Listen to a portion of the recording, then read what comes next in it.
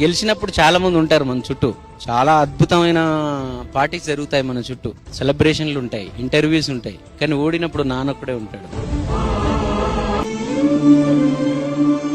నాన్నను మించిన మేనేజర్ లేడు, నాన్నను మించిన ఆడిటర్ లేడు, నాన్నను మించిన నమ్మకస్తుడు లేడు, నాన్నను మించిన ఫ్రెండు లేడు, నాన్నను మించిన సూపర్వైజర్ కూడా మనకెవరు ఉండరు. ఎందుకంటే ఆయనకి ఎలాంటి స్వార్థం ఉండదు. మనకు తినడం నేర్పించిన నాన్న, మనకు నవ్వడం నేర్పించిన నాన్న, మనకు నడవడం నేర్పించిన నాన్న, మనకు మాట్లాడడం నేర్పించిన నాన్న అడగడం మాత్రం నేర్చుకోలేదు, ఇవ్వడం ఒక్కటే నేర్చుకుంటాడు. ఎందుకో నాన్న అనేవాడు ఎప్పుడు తన కోసం ఏమీ అడగడు. పాపం ఆయనకు అడగడం నేర్చుకోలేదు.